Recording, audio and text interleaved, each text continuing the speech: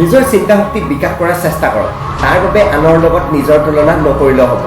নমস্কাৰ, মই দেৱেশ বৰাই আপোনালোকক আজি নকুলিয়ান হিলৰ আত্মবিশ্বাস আৰু সঠিক চিন্তাৰ বিস্ময়কৰ শক্তি কিতাপখনৰ কেইটামান কথা পঢ়ি শুনাম। আমাৰ জীৱনত তুলনাৰ এটা বিশেষ ভূমিকা থাকে। এতিয়া প্ৰশ্ন হ'ল, তুলনানো কি? তুলনা হ'ল দুজন ব্যক্তিক যোগ্যতাৰ ভিত্তিত সমান বা অসমান বুলি চিনাক্ত কৰা।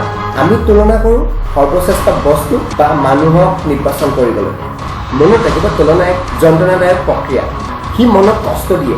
আমাক প্ৰায় কোৱা হয়, আমুকৰ দৰে হোৱা, তামুকৰ দৰে নহ'বা। এনে কথাই আমাৰ মনত গভীৰ আঁচোৰ বহুৱাই আমাৰ অন্তৰাত্মা ৰক্তাক্ত হয়। এতিয়া প্ৰশ্ন হ'ল, আমিনো আনৰ দৰে কেনেদৰে হ'ব পাৰোঁ? সেইটো জানো সম্ভৱ? কোনোবা শিশুৱে যদি আব্ৰাহাম লিংকন বা পেলে হ'ব বিচাৰে, সেইটো তেওঁৰ নিজৰ সিদ্ধান্ত, তাত কাৰো একো ক'বলগীয়া নাথাকে। কিন্তু তাক জোৰ কৰি আব্ৰাহাম লিংকন বা পেলেৰ দৰে হ'বলৈ কোৱা হয় বা তেনে হোৱাৰ চেষ্টা নকৰাৰ বাবে ধিক্কাৰ দিয়া হয়, তেতিয়া তাৰ মাজত এক ধৰণৰ বিদ্ৰোহৰ ভাৱ জাগি উঠে। নিতৌ শুবলৈ যোৱাৰ আগত নিজকে সুধিব, কালিৰ তুলনাত আজিনো মই কিমানখিনি উন্নতি কৰিলোঁ?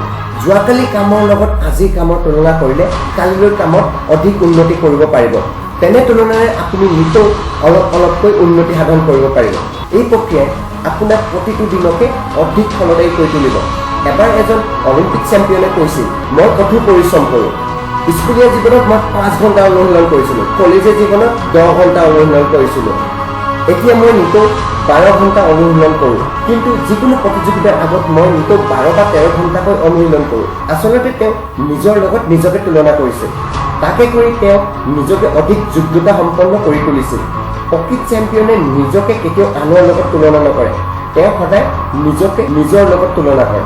তাকে কৰি তেওঁ নিজৰ আগৰ ৰেকৰ্ড ভংগ কৰি নতুন ৰেকৰ্ড গঢ়াৰ চেষ্টা কৰে। সেয়েহে নিজৰ চিন্তা শক্তি বিকাশ কৰাৰ চেষ্টা কৰক। তাৰ বাবে আনৰ লগত নিজৰ তুলনা নকৰিলেও হ'ব। ধন্যবাদ।